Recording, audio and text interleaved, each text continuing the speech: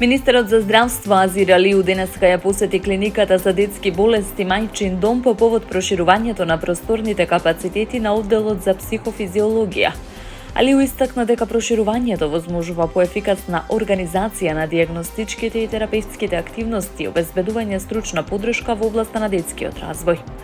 Новите простории создаваат функционална средина како за стручниот тим, така и за пациентите со развојни тешкоти и нивните семејства. Ова е значаен чекор во континуираното унапредување на здравствената заштита, со посебен фокус на раната детекција, навремената интервенција и сеопфатната грижа за децата со заостанување во психомоторниот развој и аутизмот, рече министерот.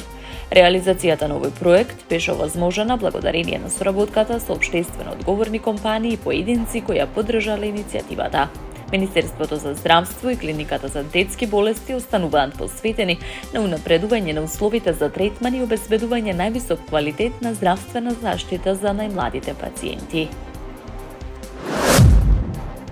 Министерството за внатрешни работи информираше дека завчера на 29 март оваа година, во периодот од 14 до 20 часот, мобилната единица за безбедност на сообраќајот при секторот за сообраќајни работи спровела републичка акцијска контрола на возачи кои управуваат моторни возила со брзина над дозволената.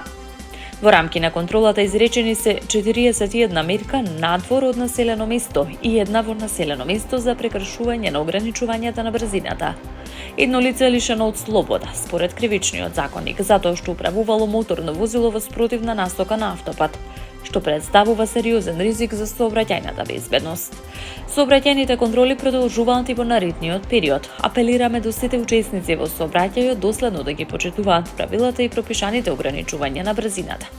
Почитувањето на овие мерки е една од најважните стратегии за спречување на незгоди и заштита на животот и здравието на граѓаните, наведуваат од МВР.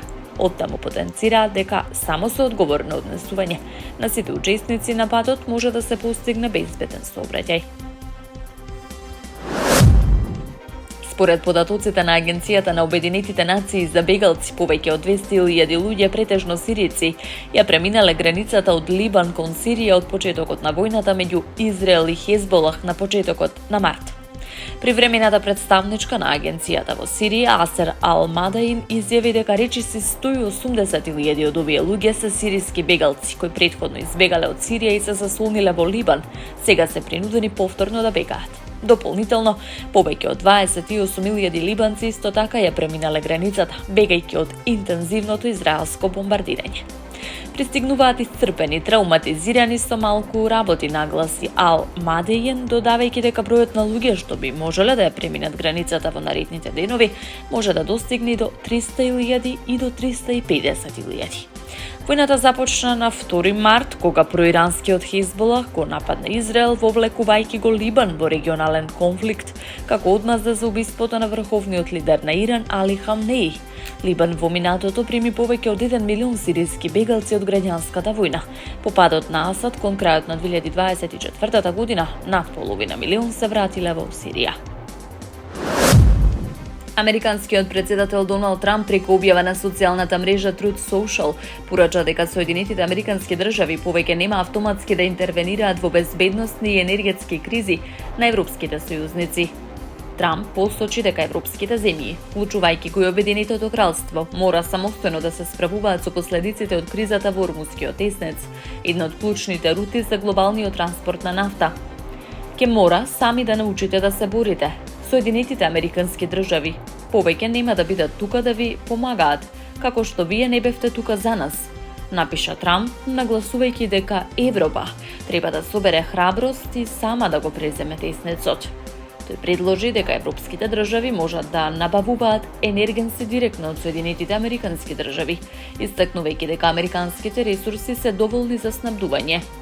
Изјавата доаѓа во време кога конфликтот меѓу Соединетите Американски држави, Израел и Иран трае повеќе од 1 месец, со значителни напади врз војна и енергетска инфраструктура, кои сериозно го нарушуваат глобалниот енергетски проток. Пораките од Доналд Трамп го отвораат прашањето за иднината на трансатлантските односи и улогата на НАТО во услови на растечки јаз помеѓу Соединетите Американски држави и европските партнери.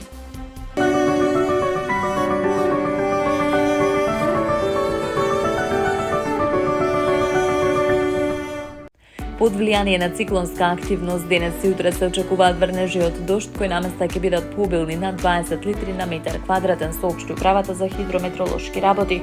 Поради продор на постудена воздушна маса на повисоките места и планините, дождот ќе преминува во снег.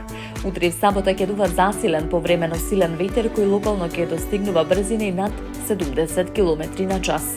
В петок и сабота времето ќе биде променливо облачно со услови за слаб локален дожд.